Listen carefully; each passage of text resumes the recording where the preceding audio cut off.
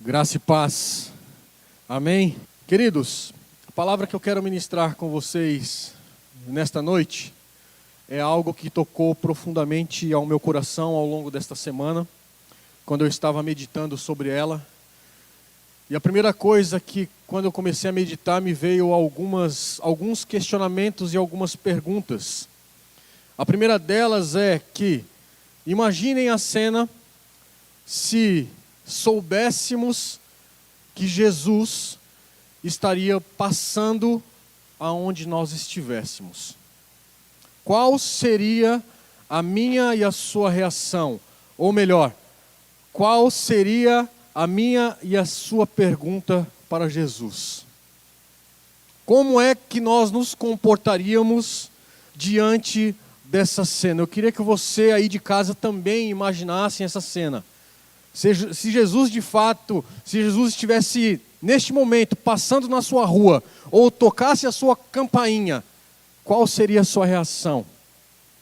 Qual seria o seu questionamento? Quais as perguntas? Ou melhor, o que você pediria para Jesus? E eu queria que você abrisse a sua Bíblia, no texto que está lá em Lucas, capítulo 18.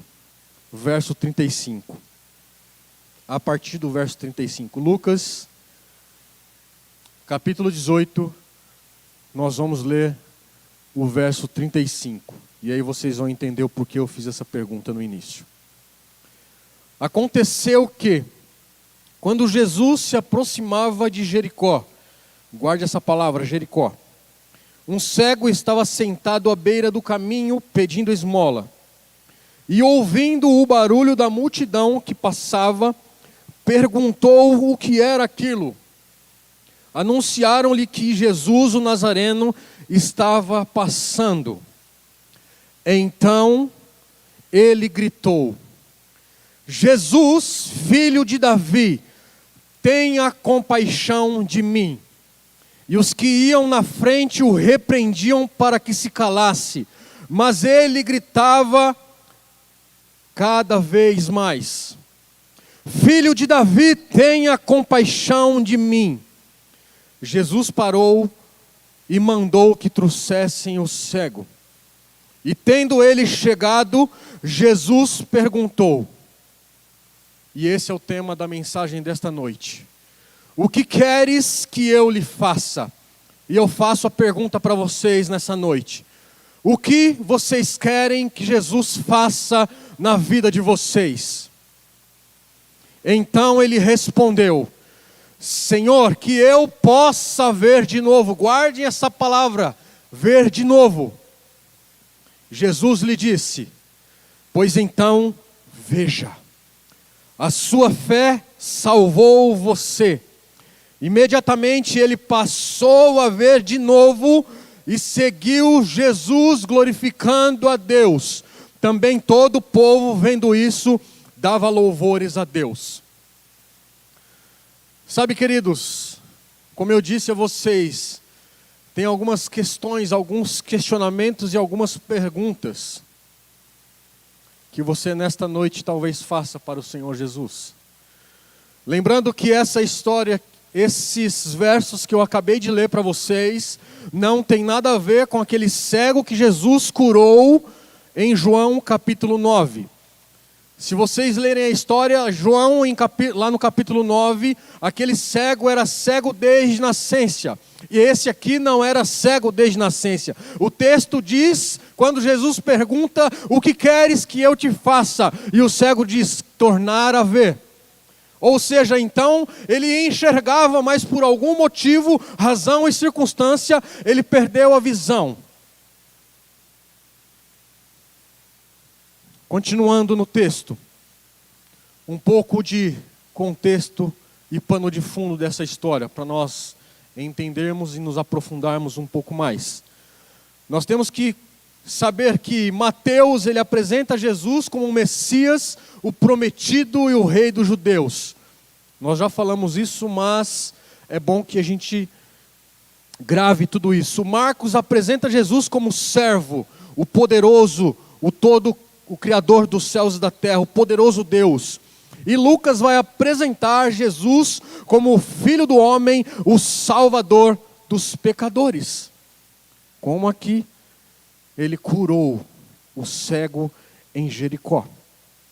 No verso 31 de Lucas 18, aqui Jesus, pela sua terceira vez, ele anuncia aos seus discípulos que é chegada a sua hora, o seu sofrimento e a sua morte.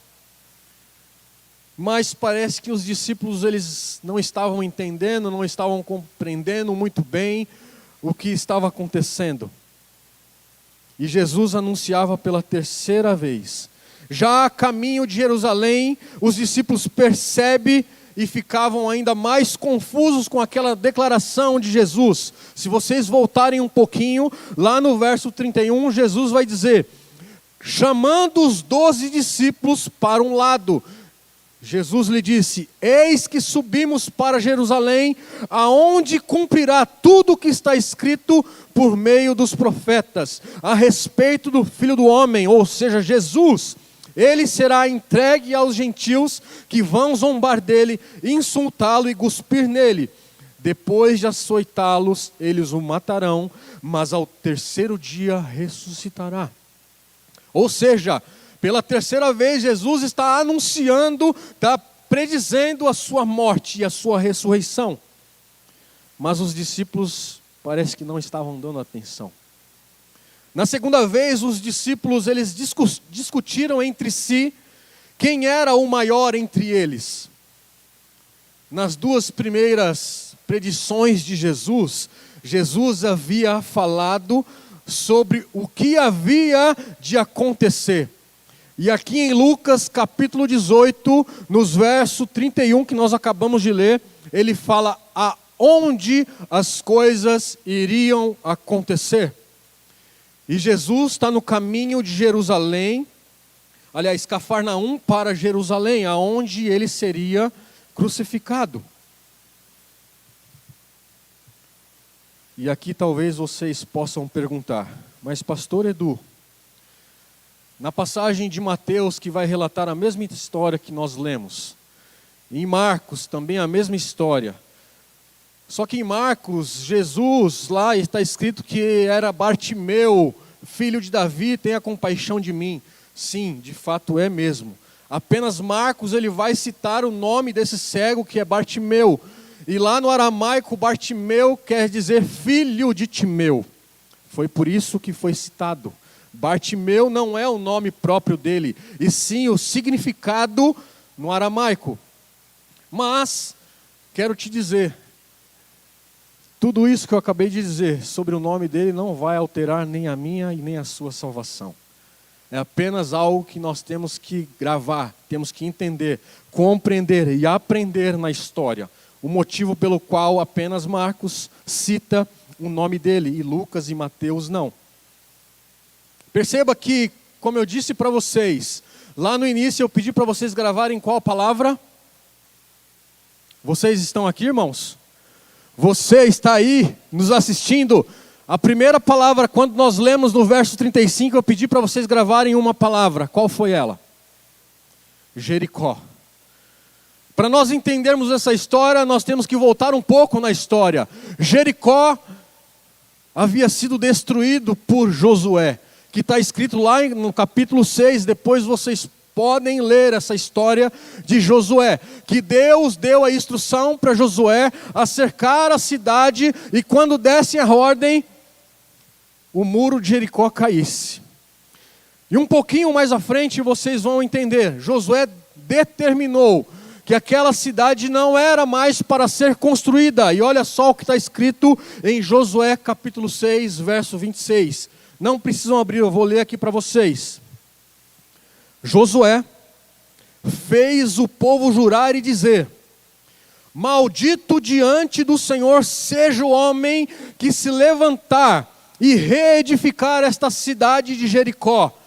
Com a perda do seu primogênito, lhe porá os fundamentos e, à custa do mais novo, as portas.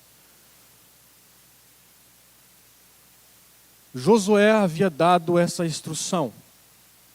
E sabemos que Jericó havia sido condenada e destruída. Mas Herodes o Grande, como a gente sabe da história, reconstruiu a cidade de Jericó. E depois da reconstrução da cidade de Jericó, aquela cidade se tornou uma cidade linda, uma cidade encantadora. Era a cidade dos prazeres daquela época. Aquela cidade tinha o palácio de inverno do rei Herodes, aonde ele tirava umas férias. Foram também construídas algumas fontes termais, e ali moravam os sacerdotes que trabalhavam no templo em Jerusalém. Jericó também era uma cidade de diversão daquele povo. Jericó era uma cidade próxima ao Mar Morto, aonde aquele rio cheio de sal, que não nasce nada, ali era Jericó, ao qual a cidade que Josué havia dito que não era para reconstruir. Mas Herodes reconstruiu. Sabe, queridos, diante de todo esse relato que nós lemos, e esse contexto, para a sociedade, um cego, como nós lemos aqui nos versos 35 ao 43, ele estava entregue às trevas, à miséria daquela cidade que já havia sido condenada alguns anos antes. Para aquele cego faltava luz nos olhos e dinheiro no bolso. Como diz o nosso querido Hernandes Dias Lopes, ele era a escória daquele tempo na sociedade. Aquele cego, de fato, ele dependia da bondade daquele povo que passava pela cidade de Jericó para abençoar ou para depositar sobre a vida dele algum dinheiro ou qualquer coisa que fosse para suprir a necessidade daquele cego. Ele não era apenas cego, mas também era mendigo, mas estava também com a sua autoestima baixa, afetada, não tinha saúde, não tinha dinheiro, e não tinha nem valor próprio, por conta daquela situação ao qual ele se encontrava. Mas, lá em Marcos, capítulo 10, verso 50, vai relatar que ele apenas carregava uma capa. Mas também, além daquela capa, por conta da sua cegueira, ele carregava alguns traumas na sua alma. Aquelas feridas eram expostas para todas as pessoas que passavam por ali e via aquele cego mendigando o seu pão. Sabe, queridos, diante desse pano de fundo que eu acabei de expor a vocês, eu queria, nesse texto, extrair alguns ensinamentos. Além de extrair, eu queria que vocês se aprofundassem, prestassem toda a atenção a esse texto, porque muitas coisas temos que aprender com esse cego, porque ele não foi cego a vida inteira. A primeira coisa que temos que aprender, que o texto vai nos dizer, lá no verso 35, é que ele estava à beira do caminho, ou à margem do caminho. Naquele tempo, a multidão, por conta da situação de Jesus, eles estavam indo para a festa da Páscoa, mas ele não podia ir. A multidão celebrava, como o texto diz, cantava, glorificava a Deus, mas ele só podia clamar o nome do Senhor. Jesus, filho de Davi, tenha compaixão de mim. E aquela multidão que passava, quando viu aquele cego gritando em alta voz, filho de Davi, tenha compaixão de mim. E o barulho daquela multidão, e muitas vezes o barulho da nossa alma, o barulho que está externo, muitas vezes nos atrapalha. E temos dado ouvido aos barulhos externos. E não conseguimos clamar ao Senhor.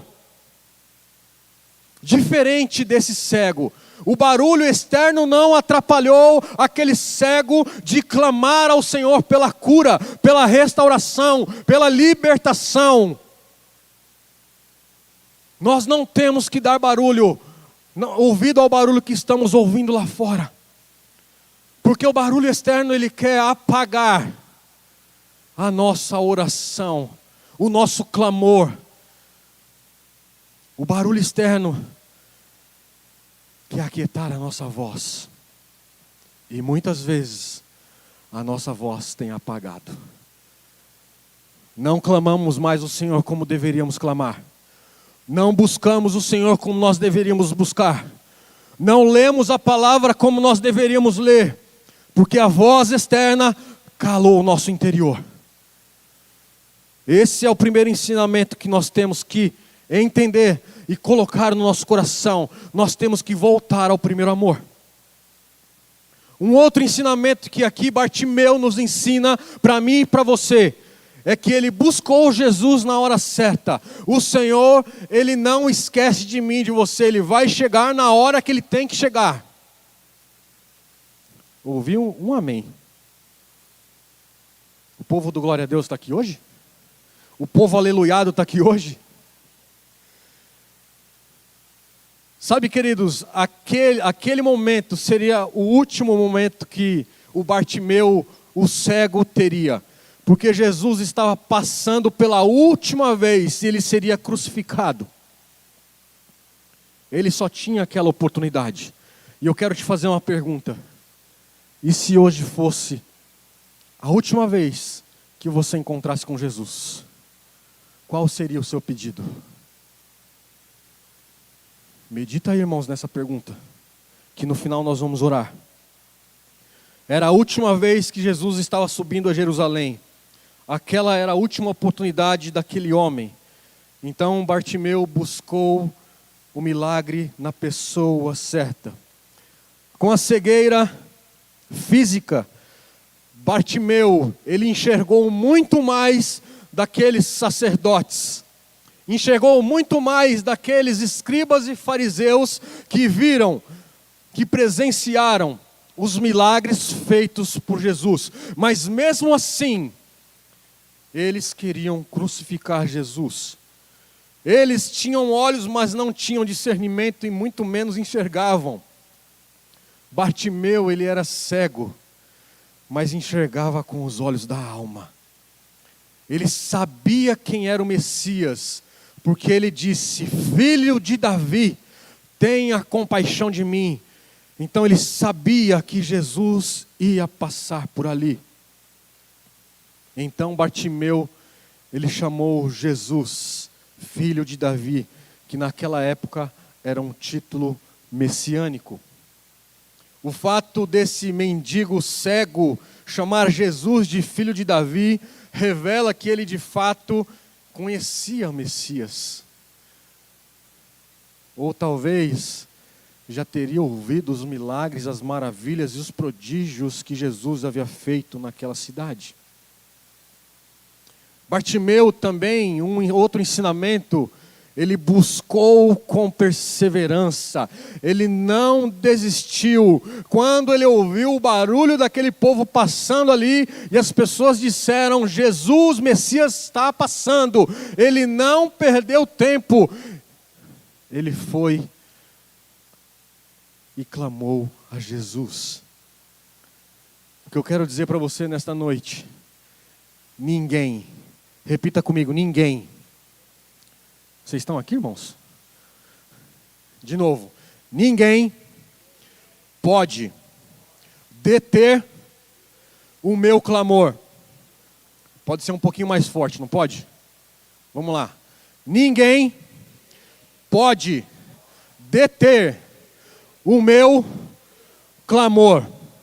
Foi exatamente isso que aconteceu com aquele cego.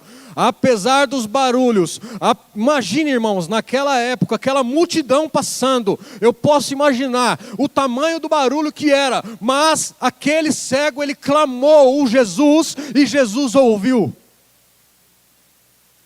Nada pode calar a voz de um adorador, nada pode calar a voz do intercessor. Nada, e nem ninguém, nenhum problema, nenhuma aflição, nenhuma enfermidade pode calar a nossa voz, pode parar o nosso clamor, porque o Senhor está ouvindo. Ele está ouvindo. Ele estava determinado a dialogar com Jesus, com a única pessoa que podia ajudá-lo, que podia curá-lo. Apenas Jesus. E o seu desejo de estar com Cristo não era vago, e muito menos nebuloso. Ele tinha certeza que Jesus poderia curá-lo. Era uma vontade determinada e uma vontade desesperada a voltar a enxergar. Talvez a gente possa imaginar um pouquinho de você ter uma visão, enxergar tudo colorido e perder a visão de repente. Só quem passa por isso sabe. Só quem passa por isso sabe. Quanto mais a multidão pedia para ele ficar quieto ou calar a sua boca, ele ainda gritava mais alto. Ele ainda gritava mais alto. Um pouco mais à frente, no capítulo 19, vocês vão ler em casa depois a história de Zaqueu, que quando também soube que Jesus ia passar naquela cidade, ele correu e subiu em uma árvore, e naquele mesmo momento, Jesus o viu e disse: hoje eu vou à sua casa, haverá salvação na sua casa. E naquele mesmo instante, quando ele entendeu e compreendeu, ele disse que iria restituir tudo aquilo que ele havia roubado daquele povo. Quando nós temos um encontro com Jesus Cristo, nós temos que mudar o nosso entendimento, nós temos que nos arrepender dos nossos maus caminhos e nos posicionar. Não é apenas ouvir, muitas vezes temos ouvido, mas não temos prestado atenção. Temos visto, mas não fazemos nada. Não tomamos uma posição. Nós temos que tomar uma posição. Não havia obstáculo.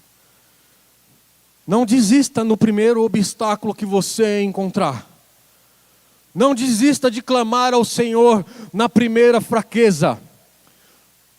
O Senhor nos ama incondicionalmente, mas Ele quer que nós tenhamos uma mudança de comportamento.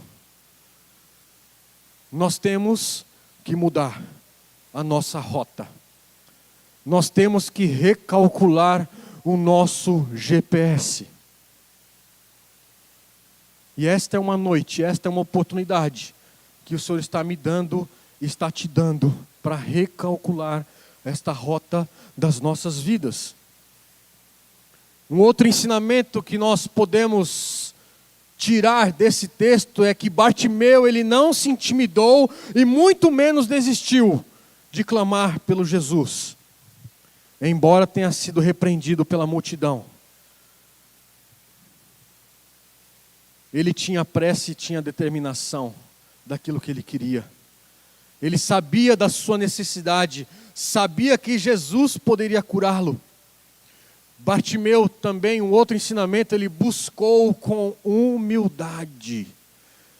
Humildade, não seja prepotente diante do Senhor. Ele conhece o seu coração. Não seja arrogante quando você estiver na presença do Senhor, porque Ele esquadrinha a minha e a sua mente e sonda o meu e o seu coração. Bartimeu, ele sabia que não merecia o favor nenhum de Jesus. Nós sabemos que nós não merecemos o que temos. Nós não merecíamos a graça, nós não merecíamos que Jesus tivesse pago um alto preço por mim e por você, porque quem deveria ter sido pregado naquele madeiro era eu e você. Mas por amor, Ele morreu por mim e por você. Aquele cego, ele não pediu justiça, mas sim misericórdia. misericórdia. Ele não reivindicou os seus direitos, mas ele pediu: tenha compaixão de mim. Nós não temos que reivindicar os nossos direitos, sabe por quê? Porque nós não temos nenhum direito. Nenhum direito. A graça que nos foi dada é favor imerecido. Nós não merecíamos estar aqui, mas por amor ao Senhor nós estamos. Então nós temos que glorificar o Senhor. Bartimeu sabia exatamente o que ele precisava, o que ele necessitava. Você nesta noite sabe o que você está precisando? Se você sabe o que você está precisando, é uma oportunidade de você clamar ao Senhor. Como Bartimeu clamou, como Bartimeu se humilhou, como Bartimeu reconheceu que ele precisava da graça do Senhor, da misericórdia, da compaixão de Jesus.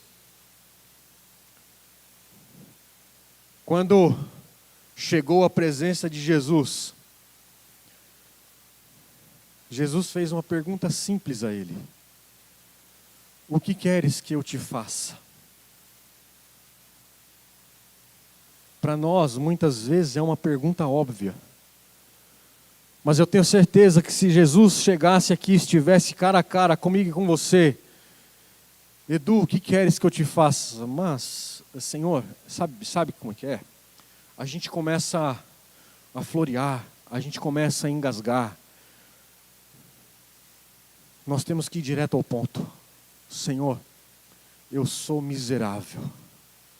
Como Paulo diz, eu sou o maior dos pecadores. Eu careço da sua graça, eu careço do seu perdão. Reconheça a sua fraqueza, reconheça o seu pecado. É isso que o Senhor está nos chamando nesta noite, para reconhecermos quem nós somos diante dEle. E quando nos reconhecemos diante dEle, nós temos que confessar: Senhor, eu menti. Lembre-se, irmãos, nós estamos diante da declaração do imposto de renda, então não minta. Dar a César o que é de César e a Deus o que é de Deus.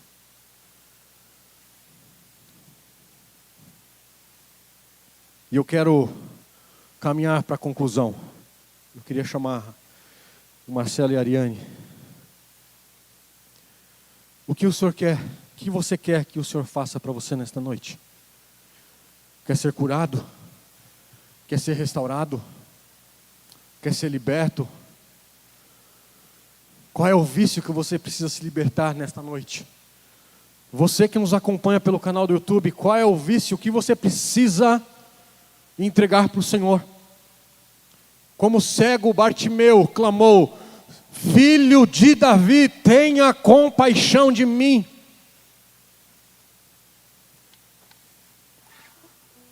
Tem um bispo da diocese da primeira igreja, da igreja de Inglaterra, que se chama John Charles Riley. Ele diz assim: a enfermidade do pecado é mais crônica do que a falta de visão. Vou ler de novo. A enfermidade do pecado é mais crônica do que a falta de visão. O cego viu coisas que Anás e Caifás e os mestres de Israel não viram em Jesus. Aquele cego, ele viu que Jesus era o Messias esperado, que era o Todo-Poderoso, que só Ele podia tocar e curar. Talvez nesta noite você ainda esteja se perguntando, ou com alguma dúvida, e até mesmo questionando Jesus: será que o Senhor pode me curar? Será que o Senhor pode me libertar? Será que o Senhor pode me tirar dessa situação? Eu quero te dizer: sim, Ele pode. Basta você querer, basta você clamar, basta você dizer: Filho de Davi, tenha compaixão de mim. E eu queria te convidar a ficar em pé.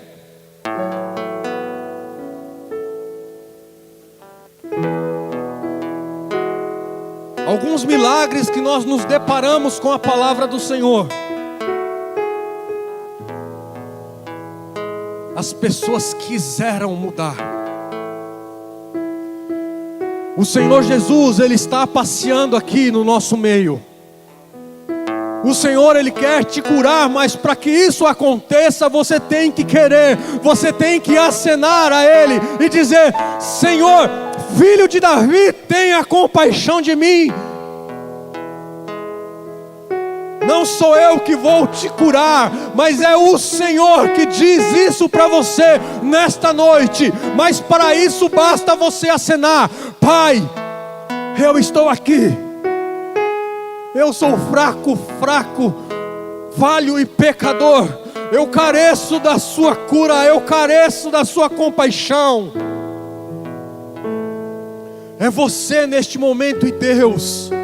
Você aí de casa, é você e o Senhor. Só o Senhor sabe, só o Senhor e você sabe a área que precisa ser tratada. Aleluia. Louvado seja o nome do Senhor, engrandecido seja o nome dEle. A Ti, Senhor, toda honra, toda glória, toda adoração, toda exaltação seja somente a Ti, Pai, que é digno, Senhor, em nome de Jesus, de toda honra, glórias e louvores. Declaramos que sem Ti nada somos e sem Ti nada podemos fazer, ó Pai. Tudo o que fazemos e movemos é para glorificar o nome do Senhor, Pai. Não há, Senhor, em nome de Jesus, Pai, nada, Senhor, nas nossas vidas que não seja para glorificar o nome do Senhor. Que o Senhor possa nos levar em paz e em segurança. Que o Senhor possa nos dar, ó Pai, em nome de Jesus, um final de quarta-feira excelente na Sua presença. Uma excelente noite de descanso, de sono reparador, Pai, em nome de Jesus, Pai. Aquele, Pai, que tem brigado com o sono por causa da insônia, que venha dormir, Pai, em nome de Jesus, como nunca antes dormiu, Senhor. Toda insônia caia por terra agora, em nome de Jesus. Pai, toma nas Suas mãos, as nossas vidas estão diante de Ti. Nos leva em paz e em segurança, e que a graça do Senhor Jesus Cristo, que o amor de Deus o Pai, e que a comunhão do Espírito Santo seja permanente, até que o Senhor volte buscar a sua noiva, em nome de Jesus. Amém. Deus os abençoe, vão na paz.